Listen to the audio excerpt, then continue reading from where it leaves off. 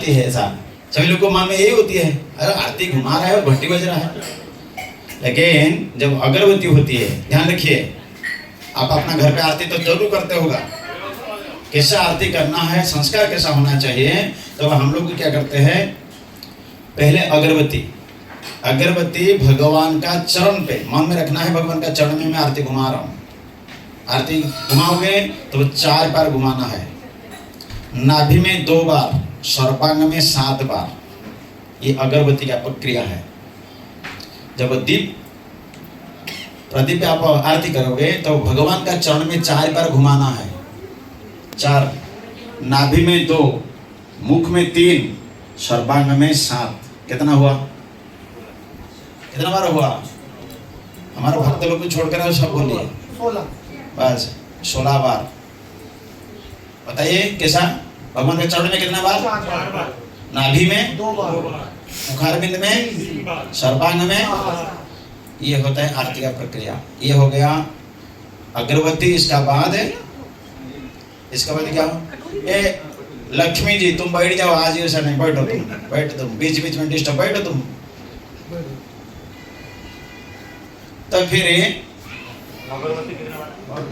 अगरबत्ती हो गया चरण में 4 बार, नाभि में 2 बार, सर्वांग में 7 बार। एक ही शास्त्र में लिखा है। और हमारा ये है, चरण में 4 बार, सर्वांग में 7 बार अगरबत्ती, ऐसा कर सकते हैं। ये भी बात होती है।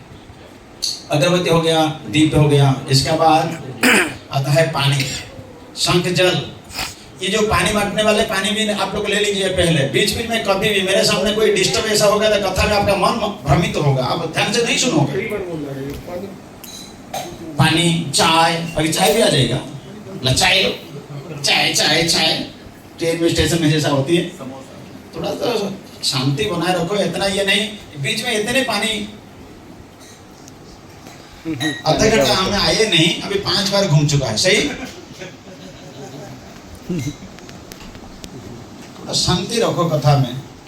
पानी जो बोलता है ना, जब सुखदेव गोस्वामी बोल रहे थे, परीक्षित महाराज एक ही आसन पे लगा करके 168 घंटा बैठा। कितना? 168। क्यों 168 घंटा? 7 दिन का कथा होती है। 7 दिन मतलब क्या है? एक दिन 24 घंटा। एक दिन कितना घंटा? 24 घंटा। और 7 दिन कितना हुआ? 168 घंटा। उसी प्रकार भगवान भी एक ही आंगल में 168 घंटा खड़ा रहे, एक अंगूठी का ऊपर क्या ले? बस आप एक घंटा ऐसा खड़ा रहिए। थोड़ा 1 घंटा भी खड़ा नहीं हो सकते। भगवान भक्त के लिए, भक्ति को सुरक्षा देने के लिए 7 दिन तक बारिश हो रहा है। फिर भी उसी प्रकार सुखदेव गोस्वामी बोलने का समय पे परीक्षित महाराज एक क्या समय, ना प्यास, ना भूख, ना पानी ला रहा है, ना कोई मोबाइल देख रहा है, ना कोई मैसेज आ रहा है, ना कोई वॉशरूम जा रहा है, कुछ नहीं। तो सावधान से ध्यानपूर्वक सुनिए, कितना गहरी बात आपको बता रहा हूँ। तो वह जब आरती हो रहा था, अगरबत्ती हो गया, दिया हो गया, दिया होने के बाद शंख जल।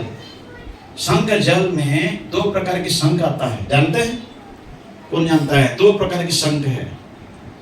एक ही बजाने वाले होती है भगवान का आरती करने के लिए, और एक जो बजाने वाले होते हैं वामवर्ती शंख कहा जाता है। जो आरती में की अभिषेक के लिए होती है वो दक्षिणवर्ती शंख होती है। वो दक्षिणवर्ती शंख बहुत कॉस्टली होती है और बजाने वाले तो कम पैसा में मिल जाता है, लेकिन फिर भी शंख तो ज्यादा है। तो फिर इसका बाद शंख जल जो है, शंख जल भगवान का मुखारबिंद में 3 बार घुमाना है, सर्वांग में 7 बार। शंख जल के बाद आता है रुमालू, पोछा लगाना होती है, उसको सर्वांग में 7 बार। फिर आएगा पुष्प। पुष्प भगवान का चरण पे 4 बार। और अलग शास्त्र में लिखा गया भगवान को तो पुष्प भी 7 बार घुमा सकते। ये हो गया। इसका बाद आता है, फूल के बाद आता है चामर। देखा होगा हम लोग चामर। ये चामर क्या है?